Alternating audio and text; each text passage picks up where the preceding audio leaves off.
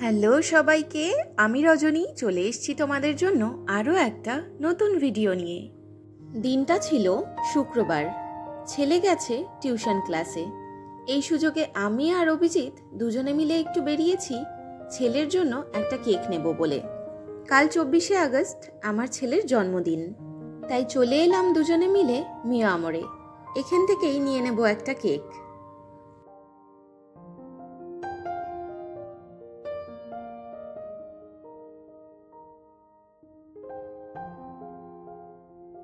অনেকগুলো কেক ছিল, তবে তার মধ্যে কোনটা নেব না বুঝতে পারছিলাম না, কারণ ম্যাঙ্গো খেতে আমার ছেলে খুব ভালোবাসে।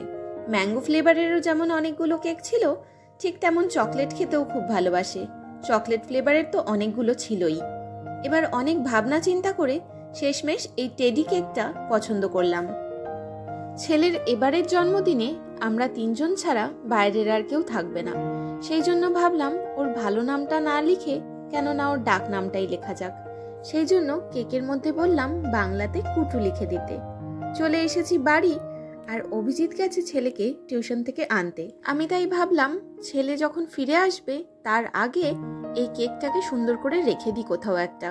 কোথায় রাখবো ভাবলাম, তারপর ভাবলাম এসে ফ্রিজে ওকে হাত না দিতে দিলেই হলো, তাই ফ্রিজেই রেখে দিই।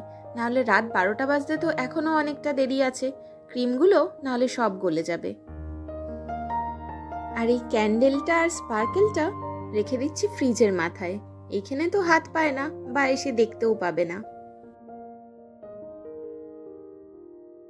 অন্যান্য সময়গুলোতে রাত 12টা অবধি নিজে অপেক্ষা করতে থাকে কখন ওর জন্মদিন আসবে, কিন্তু আজকে স্কুল থেকে এসে খেলতে গেছে, তারপর এসে টিউশন ক্লাসে গেছে, আর এসে এতটাই ক্লান্ত হয়ে গেছে যে 12টা বাজার আগে ঘুমিয়েই পড়েছে।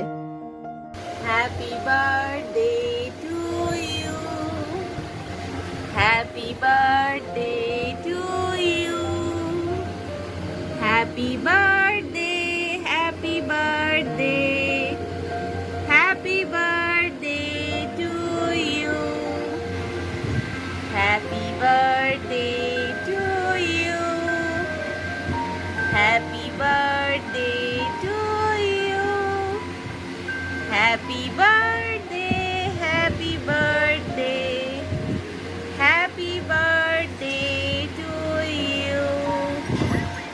Sonai happy birthday. দিদি ভাইকে ফোন করো না, আমার ফোনে ফোন করছে। Happy birthday Sonai, happy birthday, happy birthday. হ্যাঁ বম্মা ফোন করেছে, একবার ফোন কথা বলে নে। একটুখানি তুমিও চোখটা বন্ধ করে চলো তো বাবার জন্মদিনের মতো। বাবার কোলে কোলে যাবে নাকি? তুমি ধেরে বাচ্চা হয়ে গেছো তো। আচ্ছা বাবা কোলে কোলে নিয়ে যাবে, চলো চলো বাবা কোলে কোলে চলো।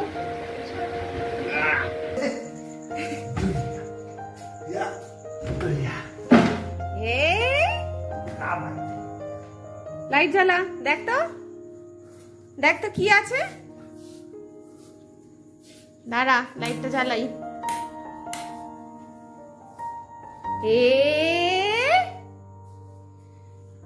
এটা কে রে? এটা কি? এটা কে? এটা ভাল্লুক। আর নিচে কি লেখা? কে কুটু? কে তুই? কুটু এই দেখো না, যা এটা পড়ে গেছে।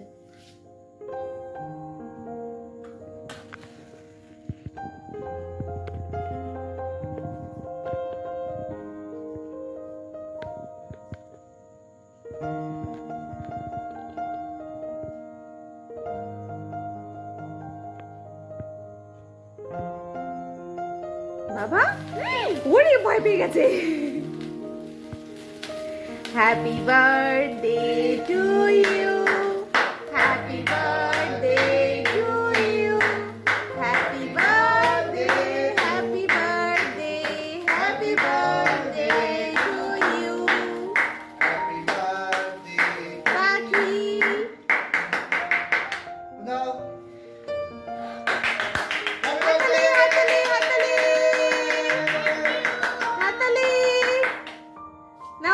বলো।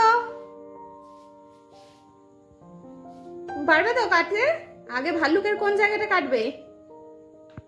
গাল কেটে ফেলছো?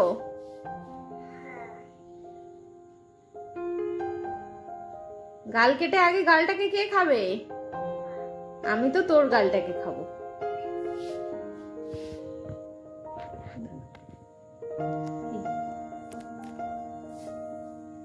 এ তো পুচুলি পাখি, তো এটা কে পাখি বুঝছো না? এই তো উঠে গেছে। আগে যার জন্মদিন তাকে খেতে হয়। হ্যাঁ, মায়ের জন্মদিন নাকি আজকে? আগে যার জন্মদিন তাকে খেতে হয়। আচ্ছা, মামু খাবে? দাও। Happy birthday. বাবু দিয়ে দাও। দাঁড়াও, বড়ি ফোনটা।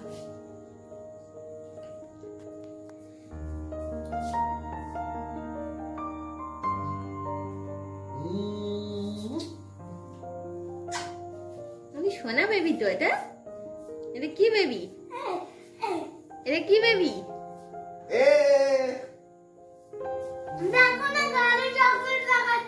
ও বাবা, অন্য সময় তো তুমি নিজেই করো, এখন আবার নালিশ করছে।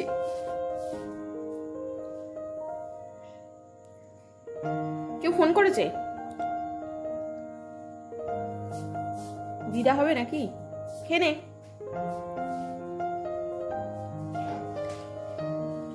ভালো বাবা? পছন্দ? ভাল লেগেছে? সারপ্রাইজ? গতকাল যে পরিমাণ বৃষ্টি হচ্ছিল, ভাবতে পারিনি যে আজকে ওয়েদারটা মোটামুটি একটু ভালো থাকবে। তবু যাই হোক, সকাল থেকে উঠে দেখলাম যে ওয়েদারটা ভালো আছে, তাই ভাবলাম ঘরে থেকে লাভ কি, তিনজনে মিলে একটু ঘুরে আসা যাক। ছেলে অনেক দিন ধরেই বলছিল ও দক্ষিণেশ্বর যেতে চায়, সেই জন্য ভাবলাম আগে দক্ষিণেশ্বর যাব, তারপর ওখান থেকে যাব একটু দাদা বৌদির মেন ব্রাঞ্চে, মানে ব্যারাকপুরে। এবার যেহেতু দক্ষিণেশ্বরে যাব, সেই জন্য আমি আর অভিজিৎ তো পুজো দেব, কিন্তু ছেলেটা তো অতক্ষণ না খেয়ে থাকলে হবে না, তাই ভাবলাম গতকালের কেকটা আছে, কেকটাই বরং ওকে খাইয়ে নিয়ে যাই। তাই জন্য ও সকালবেলা এই কেকটা খেতে বসেছে, আর আমরা দুজন একটু চা খেয়ে বেরোবো, সেই জন্য একটু চা নিয়ে বসেছি। আর এদিকে ছেলের কাণ্ড দেখো, গতকালে এই স্পাইডারম্যান ক্যান্ডেলটা এনেছিলাম, কিন্তু তখন লাগাতে ভুলে গেছি, তাই এখনও এটা লাগিয়েছে, বলছে এটা সহ একটা ছবি তুলে রাখো। এই যে তিনজনে সুন্দর করে সাদা জামা কাপড় পরে রেডি হয়ে ঘর থেকে বেরিয়ে গেছি। সবার আগে যাব দক্ষিণেশ্বর। চলো তাহলে যাওয়া যাক। আমার ছেলের উৎসাহটা একবার দেখেছো? আজকে যদি ওয়েদারটা খারাপ হতো, একেতেই তো জন্মদিন কিছু করছি না, ঘরে যতই ওর পছন্দের নানা রকম কিছু আয়োজন করি, তবুও বাচ্চা তো একটু হই হুল্লোড় তো পছন্দ করে। সেই জন্যই ভেবেছিলাম আজকের দিনটা একটু বাইরে তিনজনে মিলে কোথাও ঘুরতে বেরোবো। আর যদি সত্যি কোথাও বেরোনো না হতো, তাহলে সব থেকে বেশি ওরই মন খারাপ হতো। দেখতে দেখতে আমরা প্রায় পৌঁছেই গেছি। ওই তো দক্ষিণেশ্বরের মন্দির দেখা যাচ্ছে, আর একটুখানি। চলে এসেছি দক্ষিণেশ্বরের গেটের কাছে। এখান থেকে ঢুকে আগে গাড়িটাকে পার্কিং করি, তারপর বাকি কথা হচ্ছে।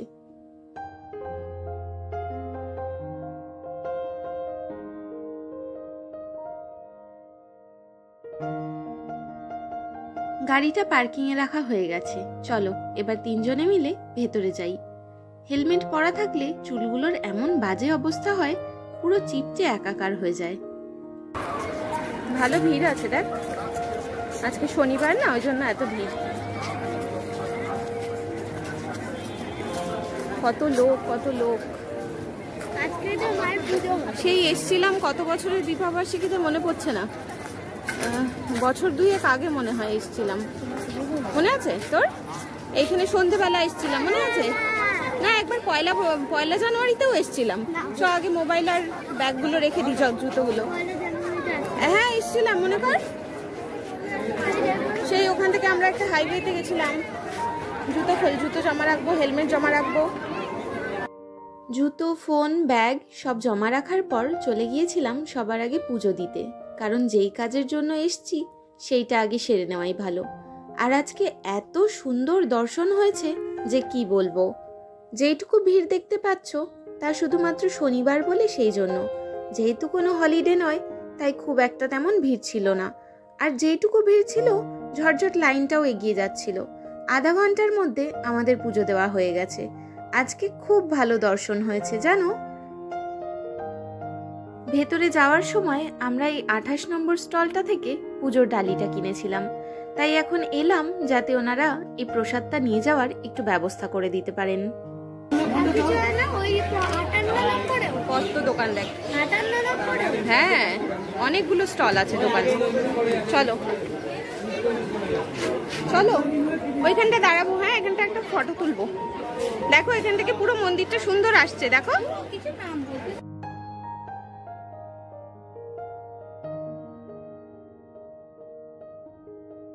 অনেক আগে যখন দক্ষিণেশ্বরে আসতাম তখন পঞ্চবটী বনের জায়গাটা বেশ খোলা থাকতো, আর ওখানে প্রচুর হনুমান দেখা যেত। যদিও হনুমান আমি ভীষণ ভয় পাই, কিন্তু এখন দেখি যখনই আসি পঞ্চবটী বনের জায়গাটা বন্ধ থাকে, তাই ওটা আর দেখা হলো না। হেলমেট নে, বাবা বেরিয়ে গেছে, হেলমেট নিয়ে। ওই যে বৃষ্টি পড়ছে, হেলমেটটা নে। কোথায় বৃষ্টি পড়ছে? আমারটা আমাকে দিয়ে দাও, ব্যাগে ঢুকিয়ে নেবো।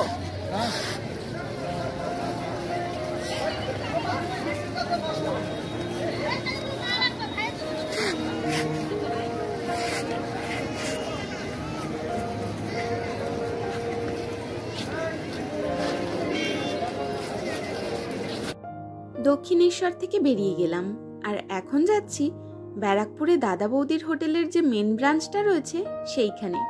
অনেকবার মনে হয়েছে জানো যে ওখানে একবার যেতে হবে, কিন্তু কখনো যাওয়াই হয়নি।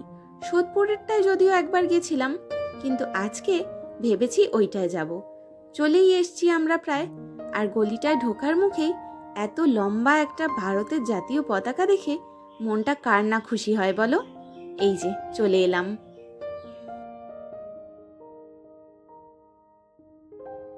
অভিজিৎ গাড়িটা পার্কিংয়ে রেখে দিয়ে এলো, আর এবার আমরা তিনজনে সামনের দিকে যাচ্ছি।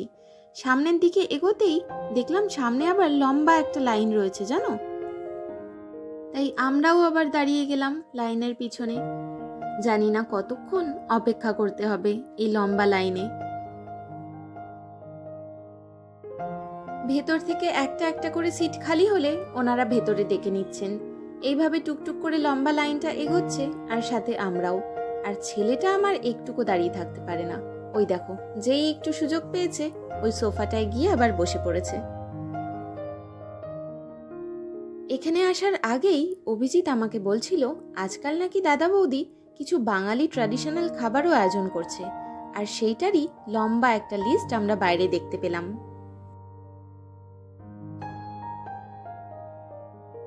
প্রায় মিনিট 15-20 বাইরে অপেক্ষা করার পর অবশেষে আমরা একটা টেবিল খালি পেয়েছি। যদিও টেবিলটা 6 সিটার, তাই 3 জন আমরা বসবো আর 3 জন অন্য কারোর সাথে শেয়ার করতে হবে।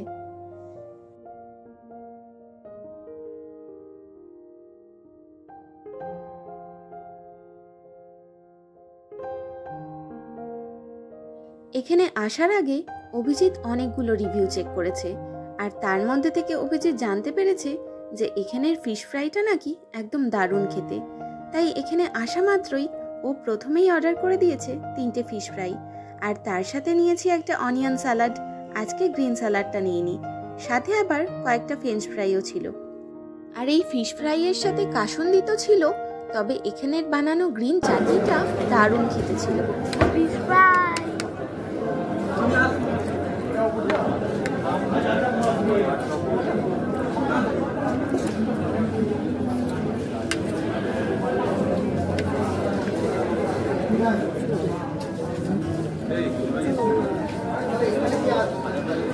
আমরা এখন দাদা বৌদির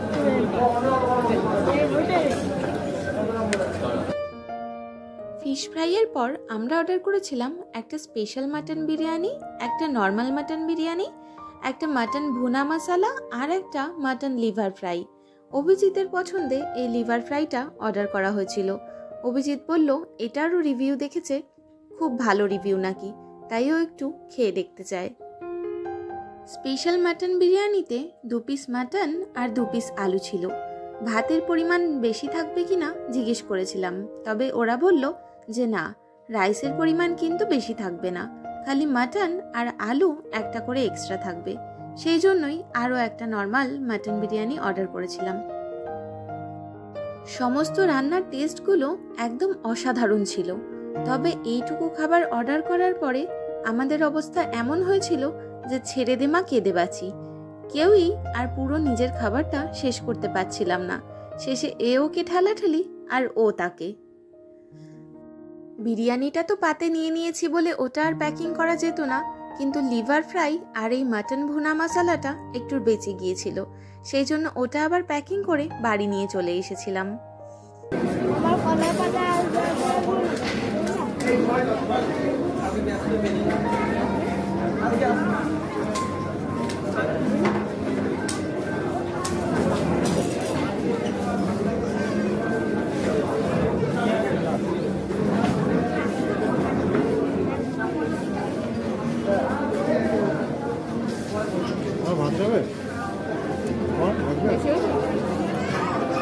কেমন কি খেতে পারবে না বেশি হয়েছে?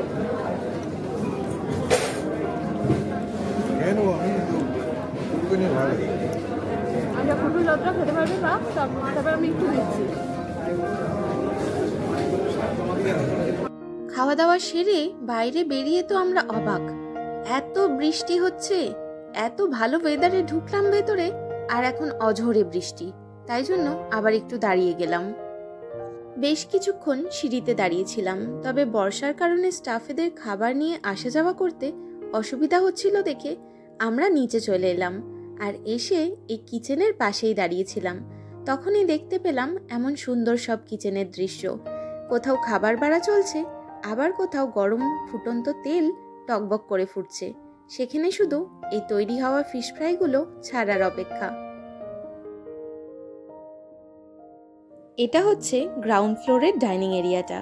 এখানেও যেমন ভিড়, ঠিক তেমন আমরা বসেছিলাম ফার্স্ট ফ্লোরে, সেইখানেরও সব টেবিল বুক ছিল। দুজনে মিলে যেই হাঁড়ি তুলতে বেশ কষ্টসাধ্য ব্যাপার ছিল, সেই এক একটা বিরিয়ানির হাঁড়ি প্রায় মিনিট 15-20 মধ্যে শেষ। আবার আসছিল নতুন হাঁড়ি।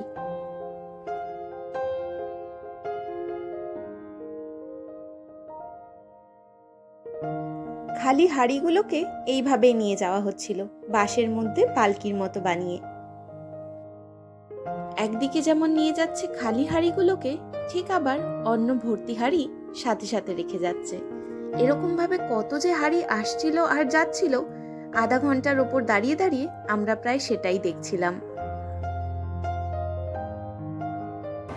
দাদা বৌদিতে খেতে গিয়ে ওখানে আমরা অনেকক্ষণ বৃষ্টির মধ্যে অপেক্ষা করছিলাম, প্রায় আধা ঘন্টার বেশি হয়ে গিয়েছিল। তারপর বৃষ্টি কমছে না দেখে ওখান থেকে 2টো প্যাকেট জোগাড় করে মোবাইল মানি ব্যাগ সব ঢুকিয়ে নিয়ে বৃষ্টি ভিজে চলে এসেছি। যে সেই 3জনে স্নান করেছি, করে এবার একটু রেস্ট নিই। জন্মদিন ভালো গেছে? হ্যাঁ, বাকি আছে। ওখানে বিরিয়ানি খেয়ে 3জনের পেট এত বেশি ভরে গেছে যে জল খাওয়ারও মনে হচ্ছিল জায়গা নেই। বাড়িতে রাতের বেলা আমি খাবো হচ্ছে রুমাল রুটি আর মটন রাড়া। রাতে কতটা কি খাবে সেটা তো রাত্রিবেলা দেখা যাবে। এখনো পর্যন্ত আমাদের পেটের অবস্থা এমন যে মনে হচ্ছে রাতে আর কিছু খেতে হবে না।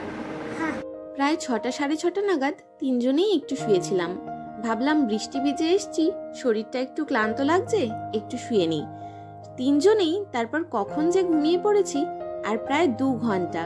উঠেছি জানো কটায়? প্রায় 8টা বেজে গেছে তখন। তারপর ঘুম থেকে উঠে মাটনটা বসিয়ে দিয়েছিল অভিজিৎ।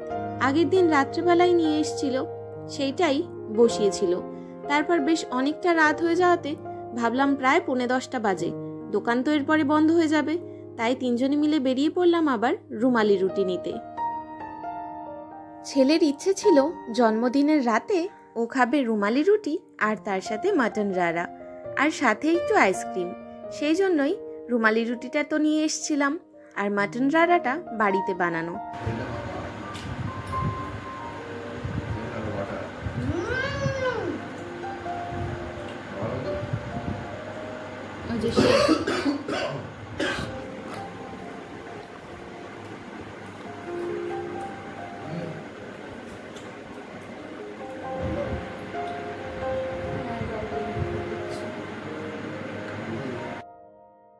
এভাবেই কেটে গেল আমার ছেলের 9 বছরের জন্মদিনটা। সকাল থেকে রাত অবধি তিনজনে মিলে এভাবেই সময় কাটালাম। আজ দুপুরে এত বেশি খাওয়া হয়ে গিয়েছিল যে পেট একবারে আইঢাই করছিল, আর এবেলাও আমার একটুকু খাওয়ার ইচ্ছে নেই, তাই ভাবলাম রাতের খাবারটা স্কিপ করব। তাও অভিজিৎ বলল, একদম না খেয়ে শোবে, আমার থেকে এক গাল নাও। আর তখন ছেলেও সাথে সাথে জোর করতে লাগলো ওর থেকেও আরও এক গাল খেতে হবে আমায়। দুজনের থেকে এই 2 গালই খেয়েছিলাম ওই দিন। তাহলে চলো ভিডিওটা আজকে এখানেই শেষ করছি। খুব শিগগিরই নতুন ভিডিও নিয়ে তোমাদের সামনে হাজির হব। আজকের ভিডিওটা ভালো লেগে থাকলে প্লিজ একটা লাইক করে দিও, আর আমার চ্যানেলের নতুন বন্ধু হয়ে থাকলে চ্যানেলটাকে সাবস্ক্রাইব করে দিতে কিন্তু ভুলো না। ততক্ষণ পর্যন্ত তোমরা সবাই ভালো থেকো, সুস্থ থেকো। খুব শিগগিরই নতুন ভিডিও নিয়ে হাজির হব। ততক্ষণ পর্যন্ত সবাইকে টাটা।